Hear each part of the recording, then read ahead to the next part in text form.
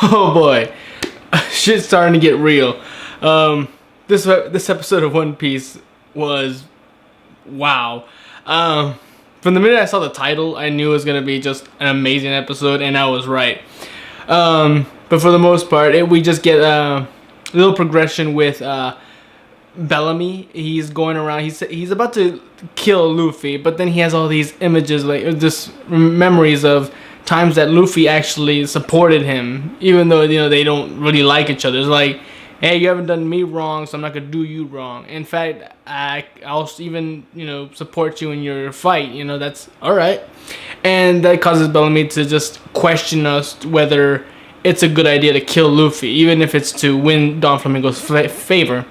But it turns out, of course, it doesn't matter. Don Flamingo just wanted to fuck with Bellamy, and then he just sends Dellinger to kill him, or at least beat him up. Who knows? And that's it. I mean, it's good to see Bellamy actually gain some character growth here, because we get the instance that he doesn't care anymore about picking on Luffy. It's like, you can dream whatever you dream. I won't make fun of you anymore because I have my dream, and I would hate it if people made fun of me for that. It just so happens that his dream is to pretty much gain Don Flamingo's favor, and now that dream is being shoved in his face and just pounded into him.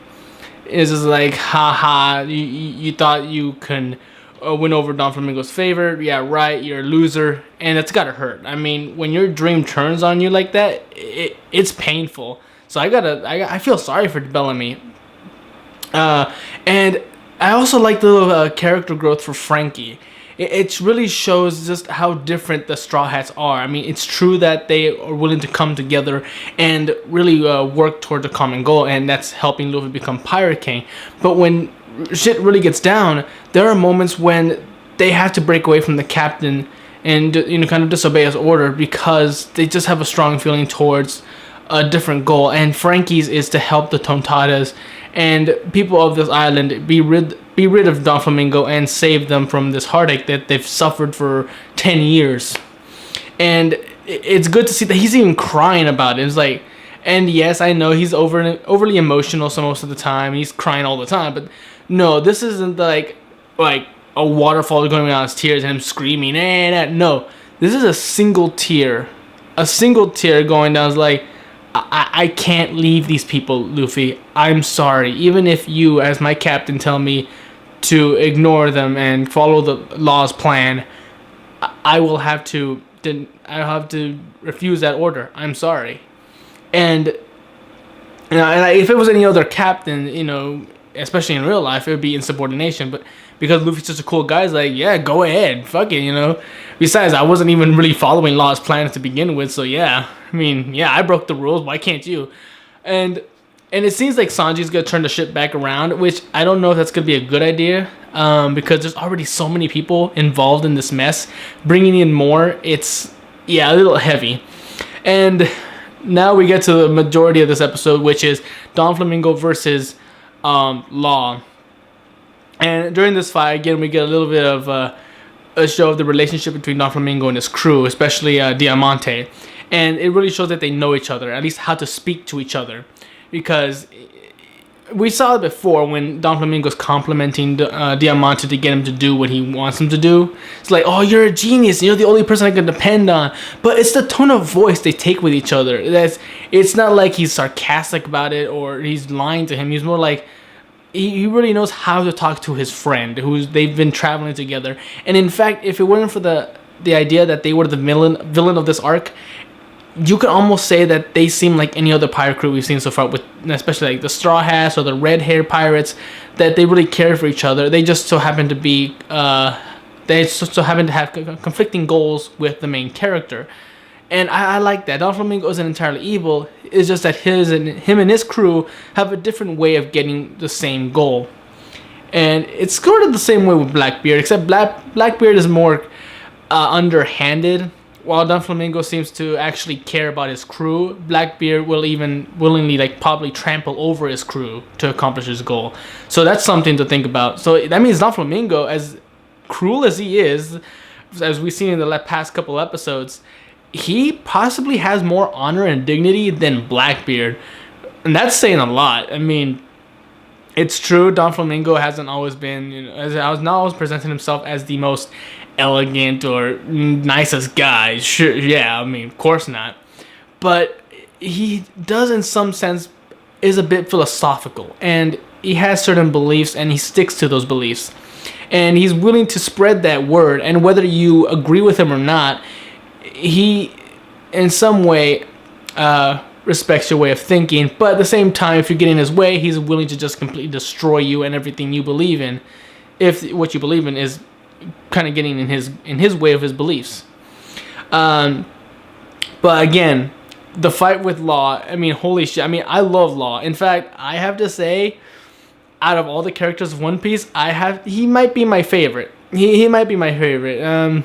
It's still a debate with Luffy and everything, but Law has definitely shown himself to be much more interesting in character-wise, design-wise, and even ability-wise. I mean, I love his power. It's just amazing. In fact, if there were more like rules or something or more detail about it, I'm sure it could be considered OP and just a broken ability. But it seems that by neglecting it, like avoiding the issues, like, well, I won't go into too much detail about his ability, it allows for more thought that it's limited and it's not as powerful as it is. It's all about how you use it, and Law uses it well. In fact, I would say that he would have put up a much better fight against Don Flamingo in this episode if he wasn't so tired from running away from Fujitora and Don Flamingo and trying to keep Caesar away from him and saving Sanji.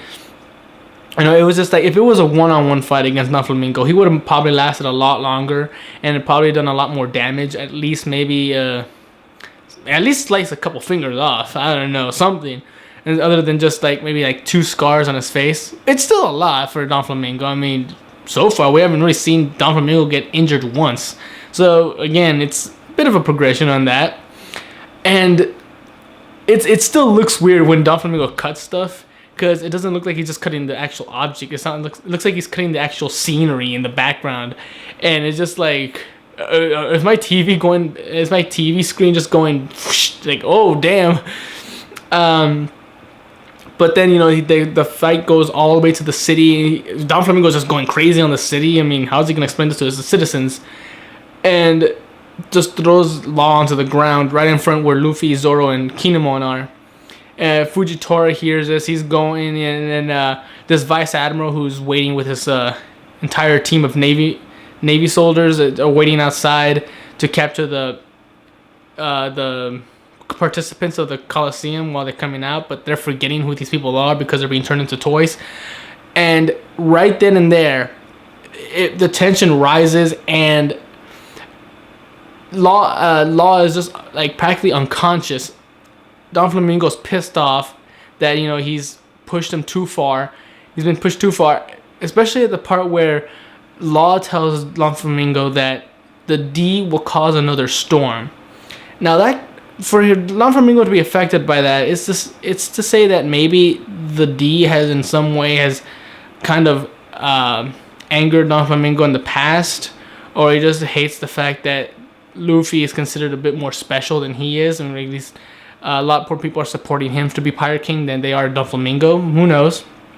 And Don Flamingo just starts shooting with just a regular gun, just starts shooting at Law. I mean, it's not even necessary. It's just like, I guess it's a slow, painful death, and Don Flamingo really wants to just nail it into Law. Boom, boom, boom, boom, and everyone's just like horrified. It's like, what's going on?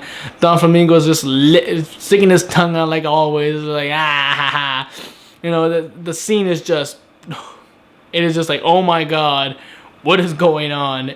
And Law's blank eyes fall on the floor. Luffy screaming, Law or Try Guy. I don't know. I mean, at that point, you shouldn't have called him Try Guy, his nickname, because it just seems like not as dire. And I know the Law is definitely not gonna die. He's too much of a fan favorite. But still, I mean, like, really go over the top with it. But yeah, I mean, holy shit, this is just reaching a whole new peak in this arc. I mean, who knows where it's gonna go from here? I mean, I know Law's not gonna be dead, but exactly what's gonna happen? Is Law now gonna be unconscious for the rest of the arc, and Luffy's gonna have to take down Flamingo? Or is Doflamingo planning something for Law? Is he just trying to knock him out, or just he wants to make it even more torturous for him? And at the very end, Law says Korra-san. So now we know who he's fighting for. As we remember, there was a 13-year grudge. Apparently, it's a goal that Law is doing for someone else. So who is this Korra-san? Either way, I love this episode, and it's hyping me up for the next one. I can't wait for the next episode. Who knows what's gonna happen? I'm just excited. So until then, I'm Tony Dragon. Bye bye.